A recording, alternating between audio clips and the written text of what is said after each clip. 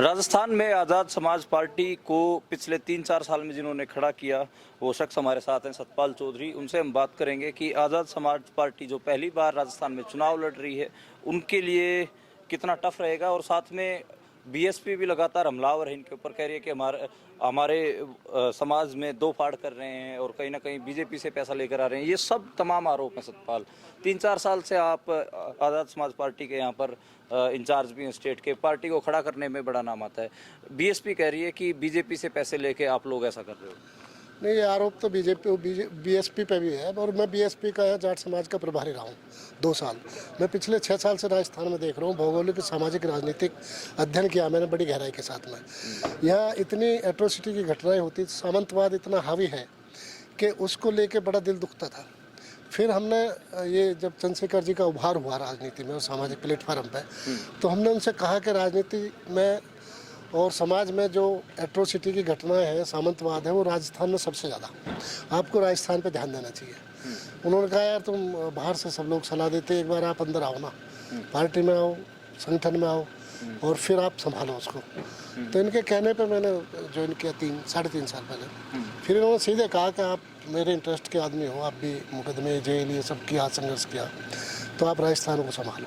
हम यहाँ आए तो आने के बाद हमने बहन जी को भी देखा, कभी कोई घटना होती है जाती नहीं कहीं भी, ट्वीट करती है बस। यहाँ लोगों में पीड़ा थी कि भाई हमें कौन संभालेगा। जितेंद्र मेघवाल, इंद्र मेघवाल, कार्तिक भील, ओम प्रकाश रेगर, हर्षदीपति वाल्मीकि, नासिर जुनैद, कितनी यहाँ पे घटनाएं हुई, कत्ल हुए, और उन कत्ल पे सरकार चुप रही।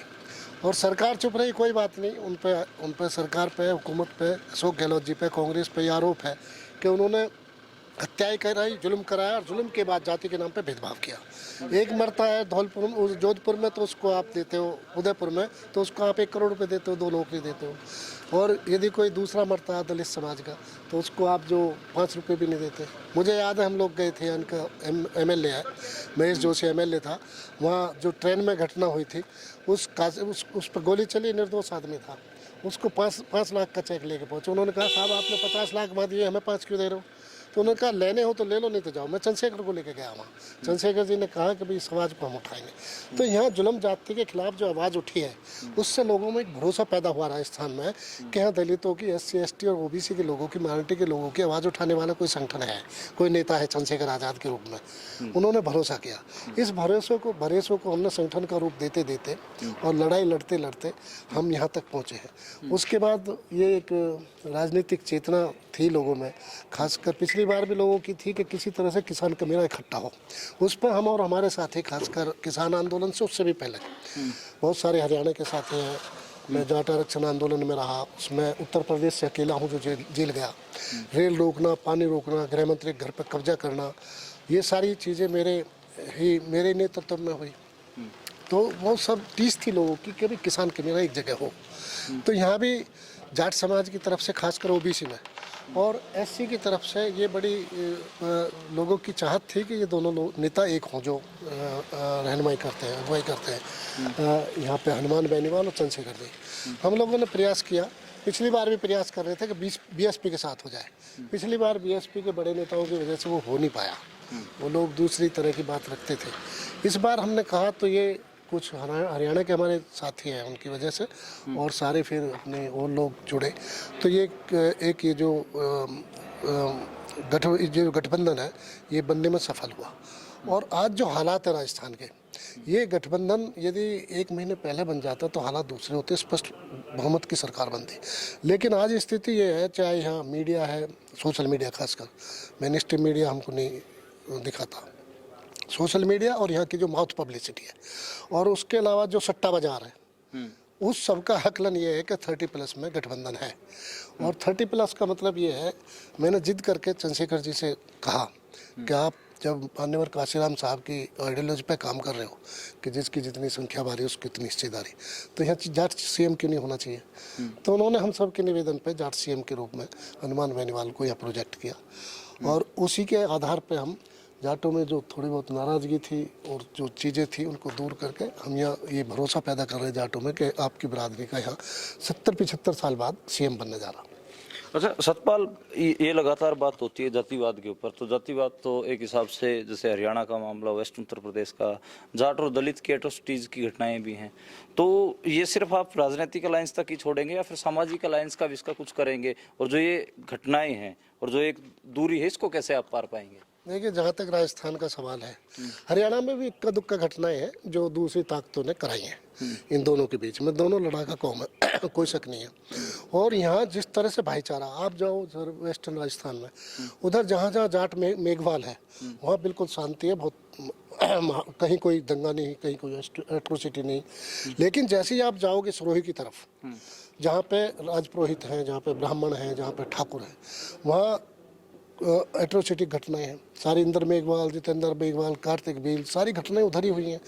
हमारे इसमें चाहे मारवाड़ है या शेखावटी है या फिर इधर ये पूर्वी राजस्थान का भरतपुर, अलवर, ये दौसा, ये इलाका जाट बाहुल्य, और जहाँ पे एससी बिल्कुल बराबर की संख्या में है, वहाँ तो भाईचारा बहुत पहले से। टांगावास एक लोगों ने कराया था बहुत पहले, एक अधिकारी ने, और उसके अलावा यहाँ कोई ऐसी घटना नहीं है। तो भाईचारा बहुत ज़बरदस्त, और यहाँ लोगों की चाहत है एक दूसरे के नज़दीक आके हुकूमत में हिस्सेदारी लेने की। और ख़ासकर जो नौजवान हैं, चाहे हमारे समाज के हैं और चाहे एससी के हैं, वो दीनबंधु सर छोटूराम को, डॉक्टर अम्बेडकर को पढ़ रहे हैं। और जितना वो पढ़ रहे हैं उतना ही दोनों करीब आ रहे हैं। यहाँ एक नया नारा, मनदीप आप जानो, एक नया नारा लगाया, जय तेजाजी जय भीम। ये और ये नारा नीचे तक पहुँच गया, गाँव गाँव।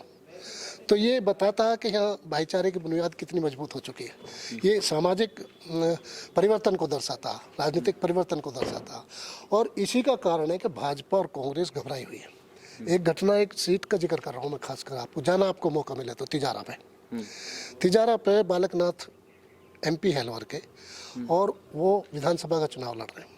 वहाँ हमारा अलायंस का आज़ाद समाज पार्टी की तरफ से प्रत्याशी है पोसवाल, उदमीराम पोसवाल। उदमीराम पोस सामने इमरान मिल्ला लड़ रहा। हम लोग थे जाट और गुर्जर समाज के, चाहते इस देश की सच्चाई है, उसे स्वीकार करना चाहिए। जब जात के नाम पे भेदभाव हो रहा, चीज़ें बट रही है, अधिकार बट रहे हैं, तो फिर सामाजिक समीकरण पैदा होने चाहिए। वहाँ जाटों और गुर्जरों ने खासकर, जब नूह की घटना हुई, नूह में जब ये सांप्रदायिक ताकतें अंदर घुस रही थी, तो हम लोगों ने छाती अड़ाई। हमने कहा कि किसी भी हालत में नूह के मेवातियों को हम अकेला नहीं छोड़ेंगे। कोई भी यहाँ आएगा तो हमारे लाश से गुजरेगा। हमने सांप्रदायिक तनाव पैदा नहीं होने दिया। आज उनमें राम वहाँ लड़ रहा, वहाँ ये मैसेज गया कि भाई देख, इमरान कांग्रेस का प्रत्याशी है। इमरान कांग्रेस के मन में पाप नहीं होता तो वो इमरान को नहीं लड़ाती। वो कहती कि जो भाईचारा बना हुआ, जो मेवातियों पे जब संकट आया, जब इन लोगों ने साथ दिया, तो ऐसे किसी आदमी को लड़ाएंगे। ये जो सांप्रदायिकता खतरनाक है जितनी, उतनी तुष्टिकरण खतरनाक है। हम भाईचारे की बात करते हैं। तो आज वहाँ उद्यमी राम इतनी ताकत में है कि बालकनाथ की जमानत जब्त होने वाली है और इमरान से मुकाबला हो रहा। और मेवाती के मन में ये बात जा रही है कि जिसने एहसान किया हम उसके साथ जाएंगे। तो वो सीट, तिजारा जैसी सीट जीत के हम भारतीय जनता पार्टी को सबक सिखाने वाले हैं। और बालकनाथ का आप समझो कि हमारे प्रत्याशी पे 100 करोड़ रुपए और राज्यसभा की सीट का ऑफर था। मुख्यमंत्री योगी आदित्यनाथ की सबसे पहली सभा वहीं हुई तिजारा पे, जो मेवात नूह में पड़ती है, जो हरियाणा को प्रभावित करती है, हरियाणा की राजनीति को, और उत्तर प्रदेश की और राजस्थान की राजनीति को प्रभावित करती है। तो वो हमारा इतना बड़ा वहाँ से संदेश जाने वाला तिजारा की टीम पे, तिजारे की सीट पे परसों वहाँ सभा थी हनुमान बेनीवाल की और भाई चंद्रशेखर आज़ाद जी की। उस सभा में जो जनसैलाब उमड़ा, उसने पूरे राजस्थान में नहीं, उत्तर भारत में संदेश दे दिया कि यहाँ भाईचारा चलेगा।